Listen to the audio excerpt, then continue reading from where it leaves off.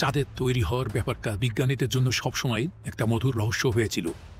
চাঁদে কোনো জীব নেই বা থাকতেও পারে না, কারণ সেখানে বায়ু বা জল কিছুই নেই। যদিও ভারতের চন্দ্রযান অন্ধারা পাঠানো তথ্য থেকে জানতে পারা গিয়েছে চাঁদের সামান্য পরিমাণে জল হয়তো থাকতে পারে, যা জীবনধারণের জন্য হয়তো অপর্যাপ্ত। কিন্তু চাঁদ সম্পর্কে একটা রহস্য সমাধান বহুদিন পাওয়া যায়নি, আর তা হলো আমাদের চাঁদ এলো কোথা থেকে। এ রহস্য সমাধান বিভিন্ন তথ্যপাত্রের উপরে ভিত্তি করে আপনাদেরকে জানাবো। আর এরকম ভিডিও দেখতে অবশ্যই চ্যানেলটিকে সাবস্ক্রাইব করুন। 1970 সাল পর্যন্ত চাঁদের উৎপত্তি সম্পর্কে 3টি মতবাদ গ্রহণযোগ্য মনে করা হতো। প্রথমটি অনুসারে তীব্র বেগে পৃথিবীর ঘূর্ণনের ফলে পৃথিবীর এক ক্ষুদ্র অংশ বিষুবীয় অঞ্চল থেকে ছিটকে পাওয়ার ফলেই চাঁদের সৃষ্টি হয়। দ্বিতীয় মত অনুসারে পৃথিবী ও চাঁদের উৎপত্তি একই সঙ্গে মহাকর্ষীয় বলে আবদ্ধ যোগরূপে হয়েছিল।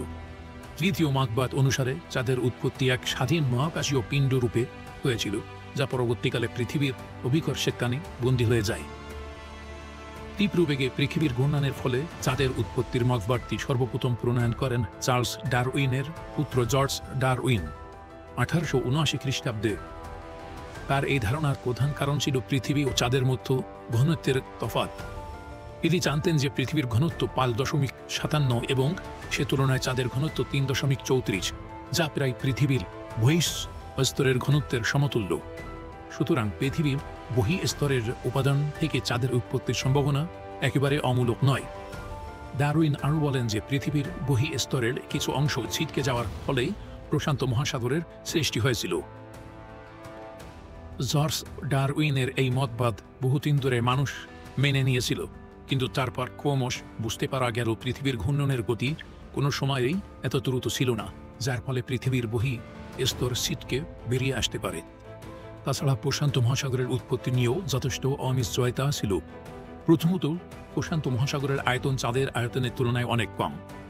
তার মানে কেবলমাত্র পৃথিবী থেকে ছিটকে দেওয়া বস্তু থেকে চাঁদের উৎপত্তি হওয়া অসম্ভব। দ্বিতীয়ত, চাঁদ পৃথিবীর একমাত্র উপগ্রহ হিসেবে প্রায় 4500 কোটি বছর ধরে পৃথিবীর কক্ষপথে পরিভ্রমণ করছে।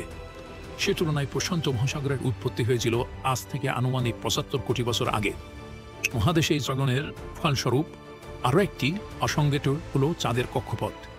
যদি সত্যি চাঁদের উৎপত্তি পৃথিবী থেকে দ্বিখণ্ডিত অংশ থেকে হয়ে থাকে, তাহলে চাঁদের কক্ষপথ পৃথিবীর বিষুবরেখার সমান্তরাল হওয়া উচিত ছিল, কিন্তু বাস্তবে তা নয়।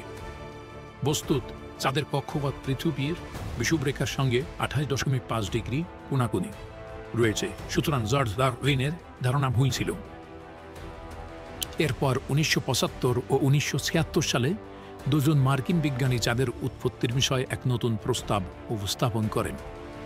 তাদের মত অনুসারে চাঁদ অতীতে হয়তো সত্যি পৃথিবীর অংশ ছিল, যা পরবর্তীকালে মঙ্গলের মতো ছোট এক পিণ্ডের সঙ্গে প্রবল সংঘর্ষের ফলে নির্গত ভগ্নাংশেষ সমবেত হওয়ার ফলে সৃষ্টি হয়েছে। তাদের মতে ওই সংঘর্ষ ঘটেছিল আজ থেকে আনুমানিক 4500 কোটি বছর আগে, অর্থাৎ যখন আমাদের সৌরমণ্ডলের বয়স মাত্র 15 কোটি বছর, এবং যখন পৃথিবীর অভ্যন্তরে লোহা ও নিকেল ইত্যাদি ভারী ধাতব পদার্থ ইতিপূর্বেই তরল কেন্দ্রের দিকে চলে গেছে। এর ফলে পৃথিবীর বহিঃস্তরে লোহার মাত্রা প্রায় নগণ্য হয়ে যায়, এবং যে কারণে চাঁদেও লোহার মাত্রা একেবারে নগণ্য। চাঁদের দুই গোলার্ধের মধ্যে এই বিশাল পার্থক্যের কারণও বিজ্ঞানীরা খুঁজে পেয়েছেন। কম্পিউটার মডেলের সাহায্যে তারা জানতে পেরেছেন যে অতিকায় সংঘর্ষের ফলে প্রথমে দুটি চাঁদের সৃষ্টি হয়, একটি বড় এবং অপরটি খুব ছোট। দুটি চাঁদ প্রথমে একই সঙ্গে পৃথিবীকে প্রদক্ষিণ করতে থাকে, কিন্তু পরবর্তীকালে ছোট চাঁদটি ক্রমশ বড় চাঁদটির কাছাকাছি চলে আসে এবং ধাক্কা মারে, যার ফলে ছোট চাঁদটি বড় চাঁদটির সঙ্গে মিলে যায়। বিজ্ঞানীদের মতে চাঁদের অদৃশ্য পৃষ্ঠটি ছোট চাঁদটির পদার্থ দিয়েই গঠিত।